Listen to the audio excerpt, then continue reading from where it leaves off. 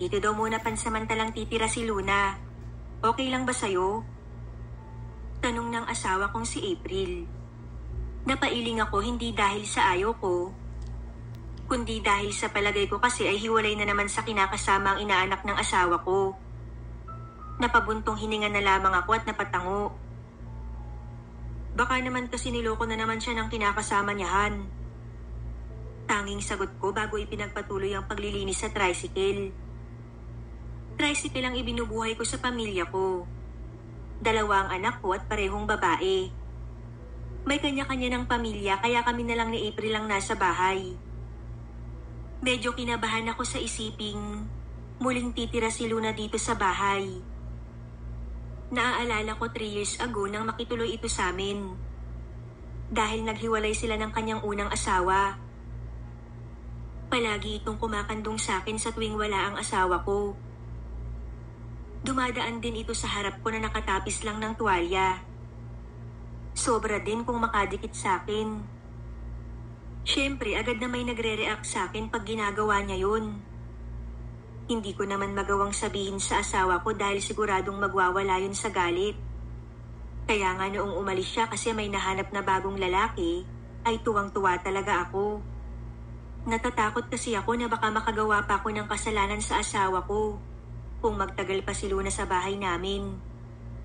Wala pa kasi sa isip ko ang kadumihan noon. Hindi ko lang alam kung tuluyan na ba siyang nagbagong buhay. 49 years old na ako, habang si Luna ay 28 years old pa lamang. Medyo bata pa pero nakadalawang asawa na. Tinagabihan ay dumating si Luna. Wala pa ring pupas ng kagandahan niya. At ang mga mata niyang mapang-akit ay ganun na ganun pa rin. Nadako ang mata ko sa napaka-sexy niyang katawan na talaga namang sinasadya niyang ipakita. Kaya maging ang asawa ko ay napapayuko na lamang at napapailing-iling. Kung hindi lang siguro malaki ang utang na loob nito sa ina ni Luna na matagal nang yumao, hindi ito tutulungan ng asawa ko. Wow! Lalo po yata kayong gumawa po, Ninong. Natatawang puri ni Luna sa akin. Pasimple lang naman akong napangiti dahil naiilang ako. Hindi po ba silosa si Ninang? Nakangiting tanong sa akin ni Luna pagkatapos ay tumingin kay April. Hindi no. Bakit naman ako magsiselos? Napaka-loyal ng ninong mo. Depensa ng asawa ko. Oo nga pala. Bakit mo naman naisipang dumito muna? Ano na naman ba ang nangyari, Luna, ha? Pag-iiba ni Mrs. sa usapan. Napabuntong hininga si Luna bago sumagot. Iniwan ako ni Jomar. Hayop na yun. Ipinagpalit ako sa mas matanda sa akin. Sa ganda kong to, ipinagpalit ako sa gurang. Galit na galit si Luna. Kasi naman, Luna, magbago ka na kaya? Baka naman kasi nahihirapan din yung tao dahil napaka-arte mo sa buhay. Prangkang wika ni Mrs. Naku po naman, Ninang. Nakalabing wika ni Luna pagkatapos ay nagkwento na sa asawa ko. Iniwan ko muna sila upang makapag-usap pa. Nagpaalam ako magpapahangin lang. Medyo natatense kasi ako sa paraan ng pagtitig sa akin ni Luna. Parang hindi gagawa ng maganda. Ilang minuto na akong nakaupo dito sa labas nang may tumabi sa akin. Luna, anong ginagawa mo dito? Tanong ko sa kanya. Kanina ka pa dito, Ninong. Madalas ka siguro dito. Tanong niya bago humikit ng yosi. Pagkatapos ay inalok ako. Pero tumanggi ako dahil hindi naman ako nagyoyosi. Good boy po pala kayo, Ninong. Mula noon hanggang ngayon. Nakangiting sabi niya sa akin. Para akong nabighani sa ngiti niyang yun. Siguro ay dahil sa maganda talaga siya. Napasulyap ako sa malambot niyang labi at napalunok dahil may biglang pumasok sa utak ko. Parang inuutusan akong sunggaban si Luna na kailangan ay tikman ko ang labi niya. Napailing-iling na lang ako sa naisip. Hindi ko sukat akalain na papasok sa isip ko yun. Maling-mali yun dahil may asawa akong tao. At higit sa lahat, inaanak siya ng asawa ko kaya inaanak ko na rin siya. Napaiwas ako ng tingin. Pawisan din ako kaya naman abot-abot na kahihiyan ang nararamdaman ko. Ninong Kevin, malamlam ang mata ni Luna habang nakatitig sa akin. Naramdaman ko din ang paghagod niya sa aking likod at panakanak ang pagdaos-dos ng kanyang kamay. Pwede pong kumandong ulit ako sa'yo. Nakangiting pakiusap ni Luna na mas nagpainit sa nararamdaman ko. Hindi pwede. Mabilis na tanggi ng isip ko. Hindi ako pwedeng makinig kay Luna. May mga asawa at mga anak na ako kaya dapat lang na umiwas ako sa tukso. Napansin yata ni Luna na pinipigilan ko ang aking sarili, kaya naman ito na ang gumawa ng paraan. Pumapit ito sa braso ko at tila ba sinasadya niyang may sumagi doon. Kaya naman lalo akong kinabahan. Please, Ninong.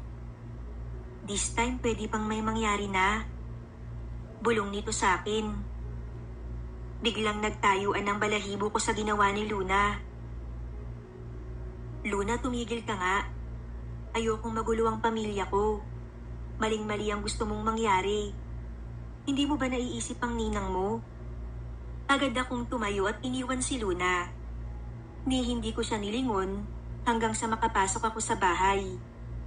Dahan-dahan akong nahiga sa kama. Katabi ng asawa ko na mahimbing nang natutulog. Habang ako ay hindi mapakali sa higaan, maraming gumugulo sa aking isipan. Iniisip ko si Luna, yung nararamdaman ko sa tuwing lumalapit siya sa akin. Naisip ko rin na malaking pagkakamali ang muling pagtira ni Luna dito.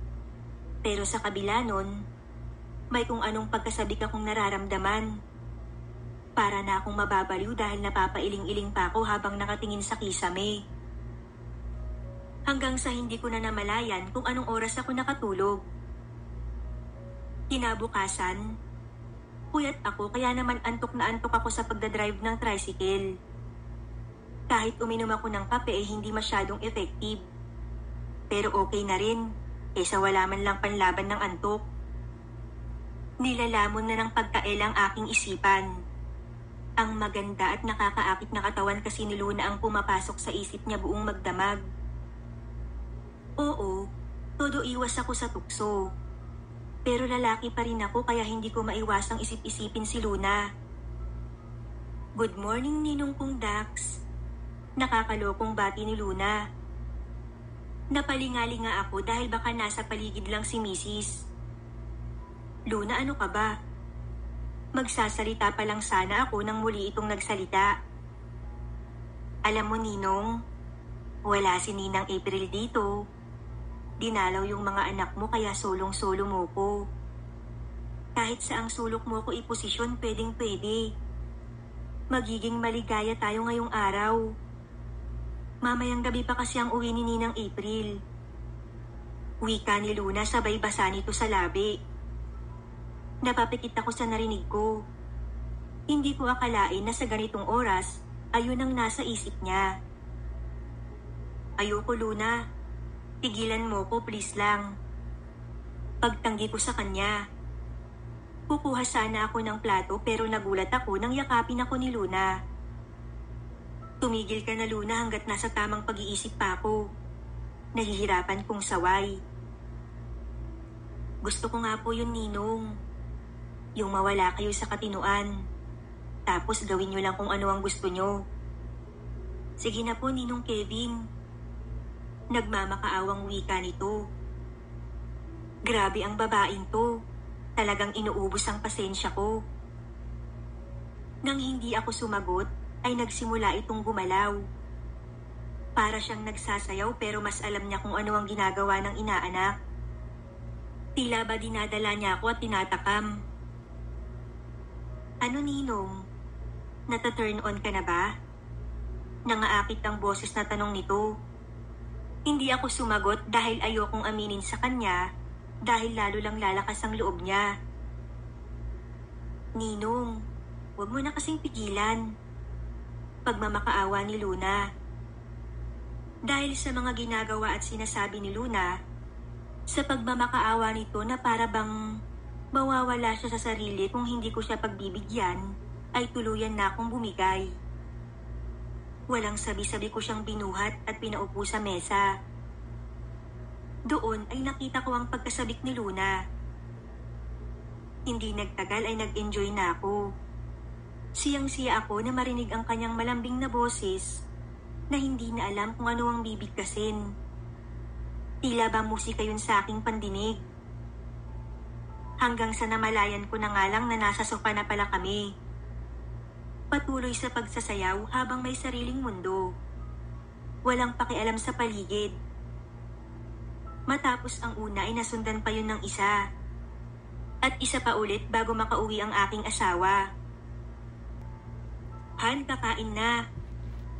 Nagulat ako nang magsalita ang asawa kong si April. Sige Han. Sagot ko nang makabawi sa malalim kong pag-iisip. Sa hapagkainan ay kinumusta ko si April kung kumusta ang pagdalaw niya sa mga anak at apo namin. Masaya siyang nagkwento. Sinabi pa nito na hinahanap daw ako ng mga anak at apo ko. Marami pa kaming napagkwentuhan.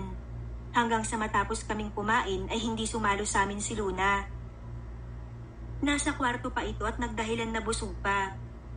Pero ang totoo, humapdi kasi ang singit nito dahil sa gigil at ilang rounds nila. Kaya hindi na rin niya tinawag pa ito upang makabawi ng lakas. Ako rin naman ay kailangang makapagpahinga para mas lumakas ako dahil mukhang masyadong mahilig si Luna at hindi ako nito tatantanan.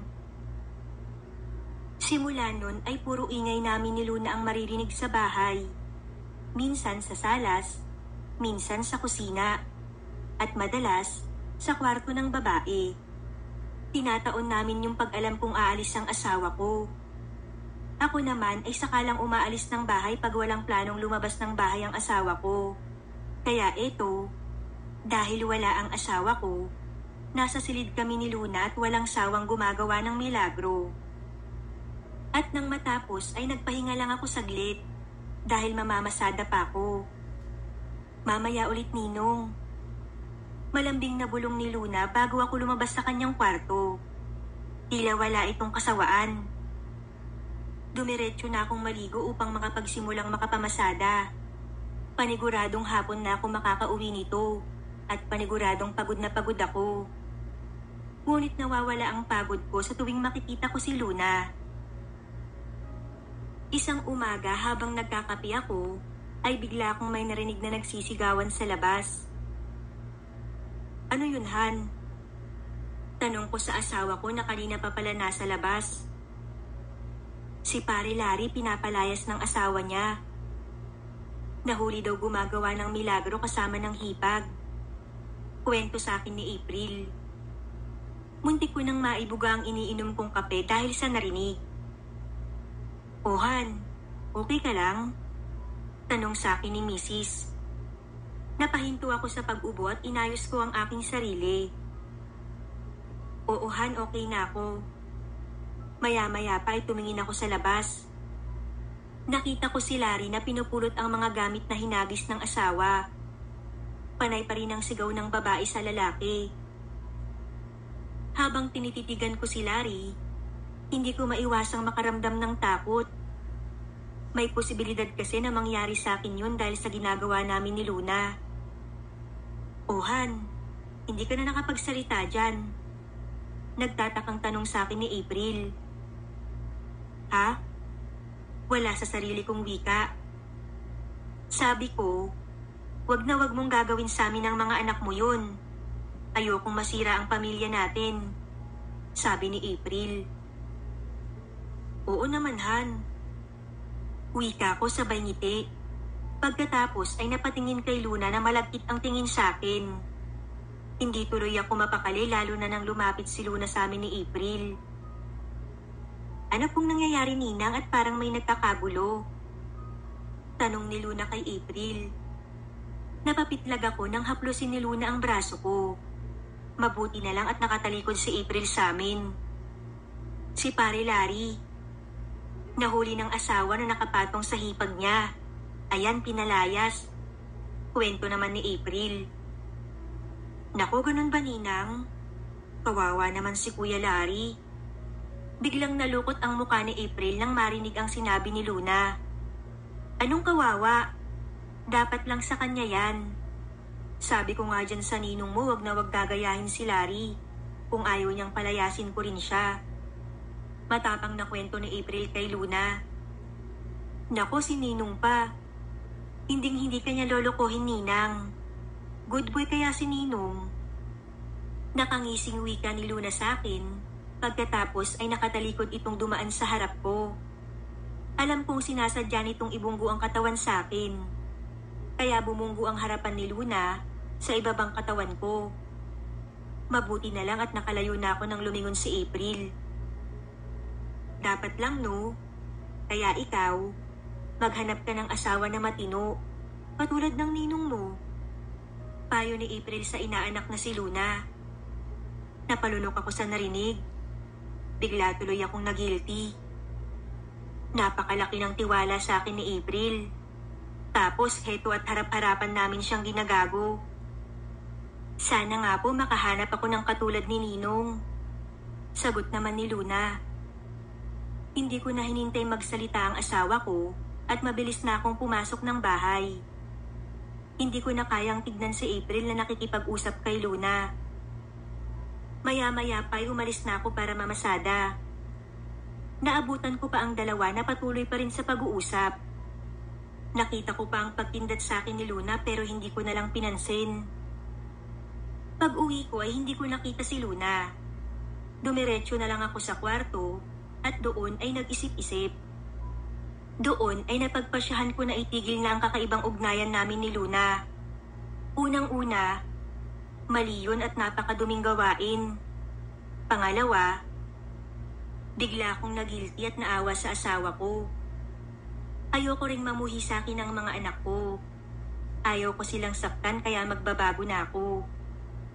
Ninong, tawag sa akin ni Luna habang nakahiga ako sa sofa.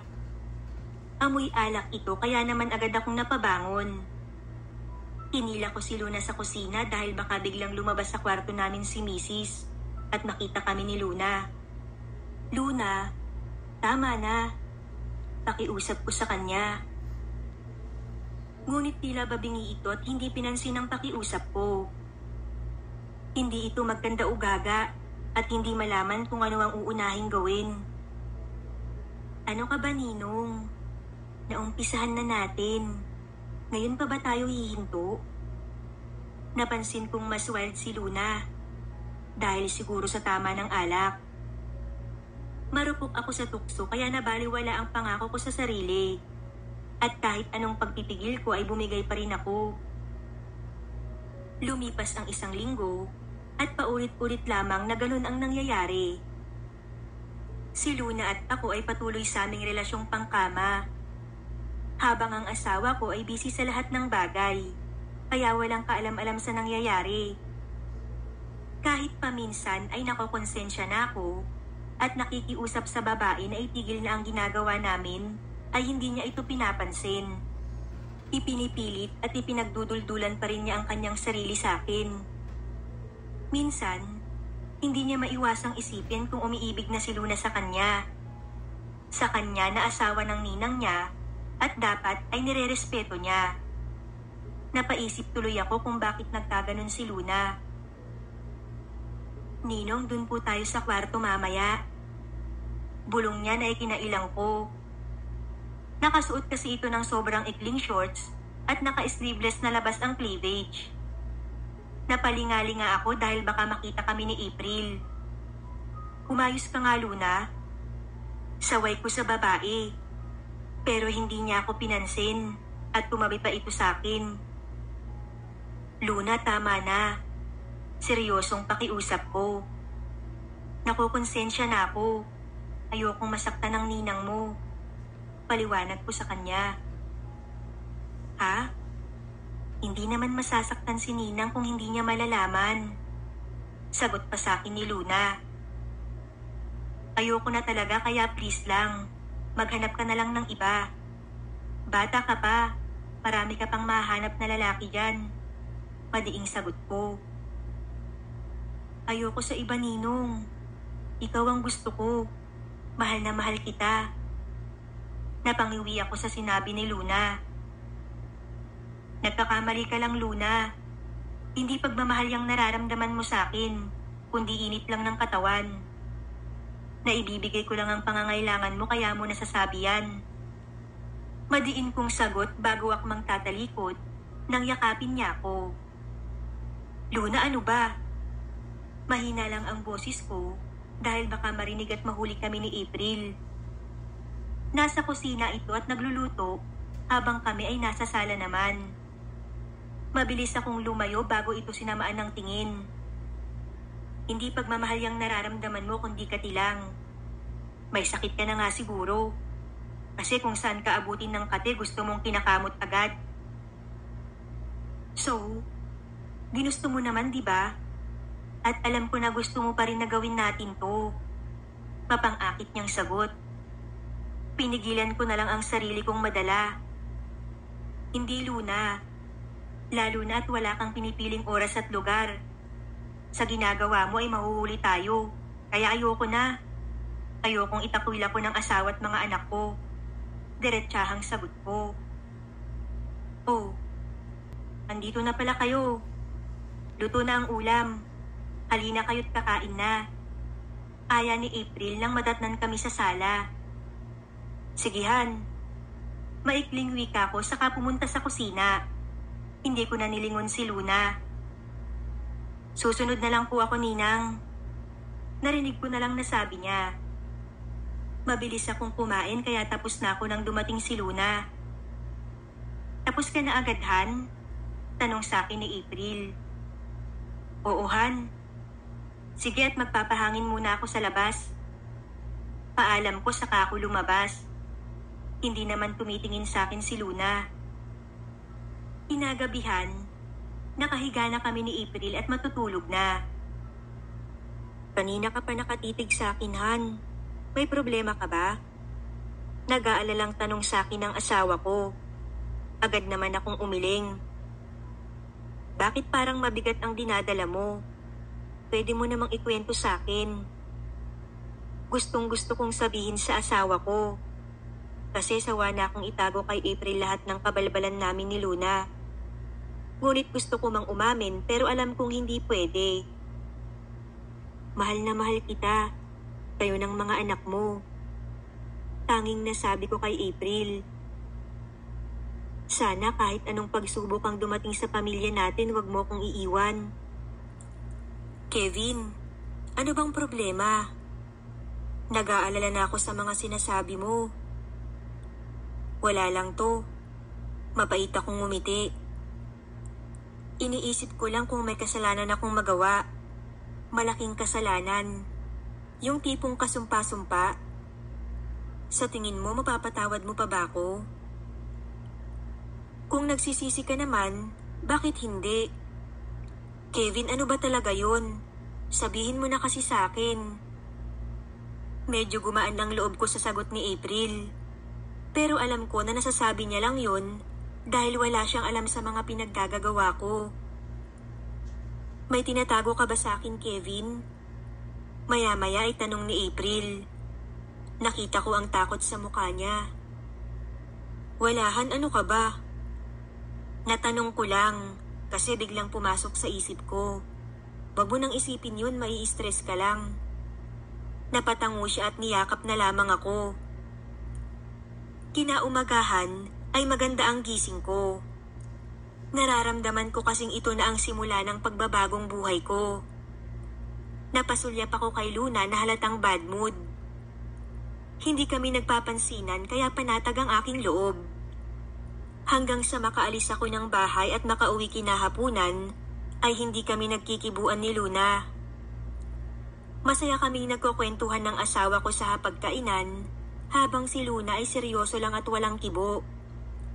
Ang sarap pala sa pakiramdam ng walang iniisip na problema. 7:00 ng gabi, kasama kong nanonood ng TV si April. Bandang 7:30 ay nagpaalam na itong matutulog Kaya sinabi ko na tatapusin ko ang pinapanood ko at susunod na ako. Ninong Kevin, ilang minuto ang lumipas ay lumapit sa akin si Luna at niyakap ako. Gustong-gusto na kitang makatabi. I really need you. Pakiusap naman, pagbigyan mo na ako.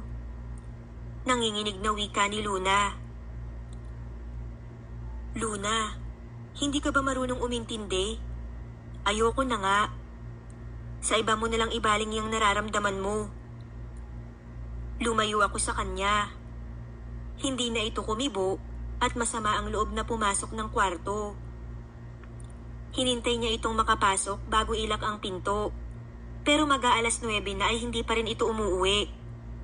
Naghintay pa siya ng ilang minuto at nang hindi pa ito dumating, ay nagpasya siya na matutulog na. Papasok pa lang sana siya ng kwarto nang may marinig siya sa labas. Nang tingnan niya kung ano yun, ay nakita niya si Luna na may kasamang dalawang lalaki. Nandyan pa pala ang ninong ko. Nakangisi ito. Gabi na, Luna. Napasulyap ako sa dalawang lalaki na mukhang nakainom din gaya niya. Sino ba yung mga kasama mo? Pag nalaman to ng ninang mo, hindi na ako nakapagpatuloy. Huwag niyo na akong sermonan, ninong. Inihatid lang nila ako. Wika ni Luna na walang pakialam kung nakadikit sa kanya ang dalawang lalaki. Naiiling akong tiningnan si Luna. Tama nga siguro ako. May sakit nga ang batang to. Hindi ito mapakali na walang kumakamot sa kate. Kung ganon, halika na't pumasok ka na't baka magising pa ang ninang mo. Inalalayan ko siyang pumasok. Umalis na rin yung dalawang lalaking kasama niya.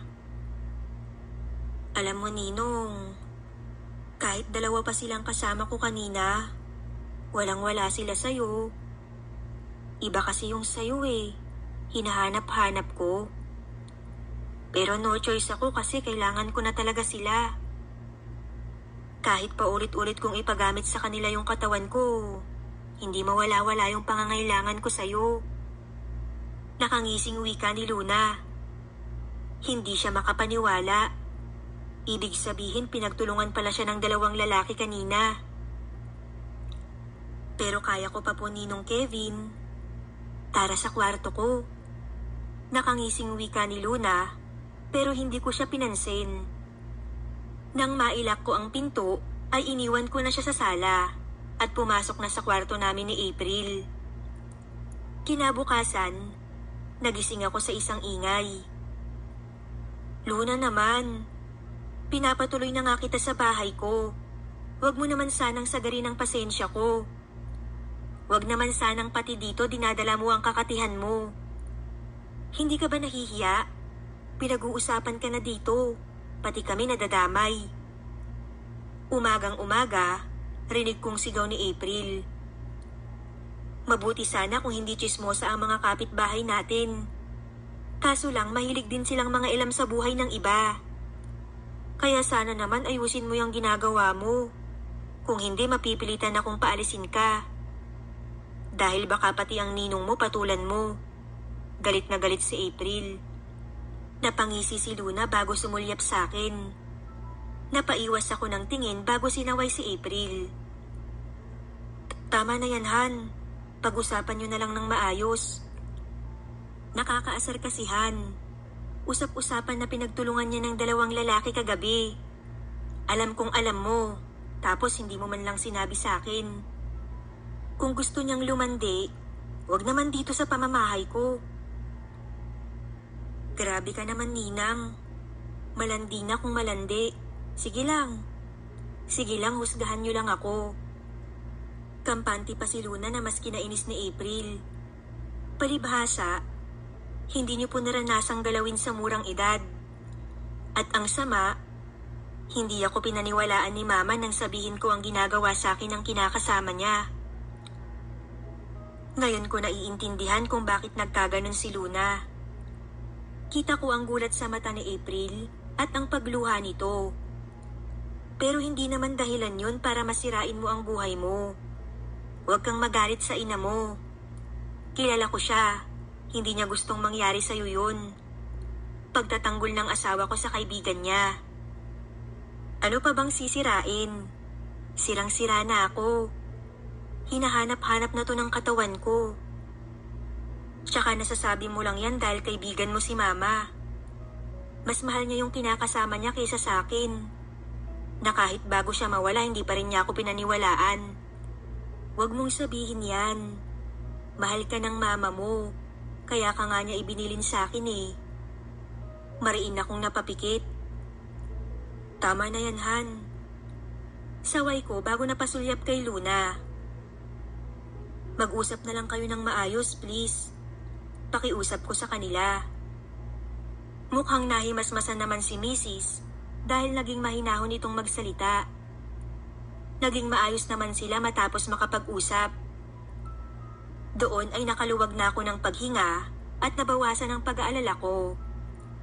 Lalo na at safe pa rin ang sikreto namin ni Luna. Wala pa rin ibang nakakaalam kundi kaming dalawa lang.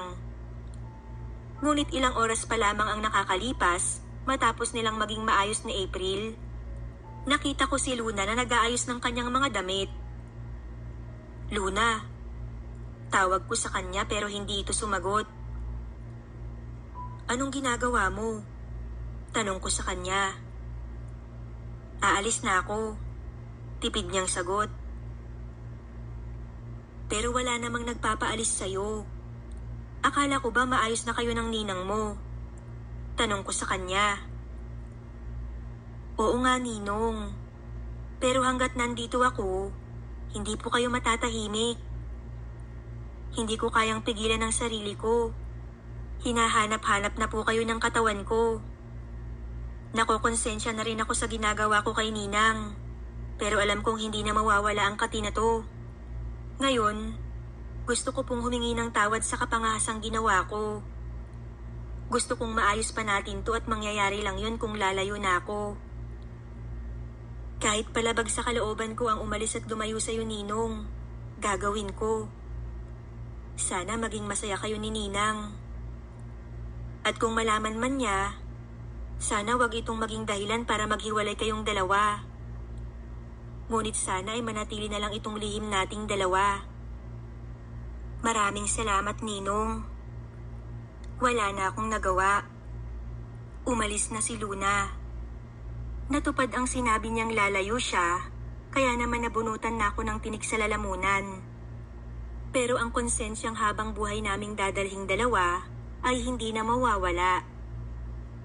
Gustuhin ko mang sabihin sa asawa ko ang lahat ng pagkakasalang nagawa ko sa kanya ay hindi pwede. May mga bagay na dapat manatiling sikreto na lang. Umalis na pala si Luna. Tanong ni April. Oo. Sagot ko na lang. Kasalukuyan kaming kumakain ni April ngayon. Mabait naman ang inaanak nating yun. Hindi ko lang talaga gusto yung ginagawa niya.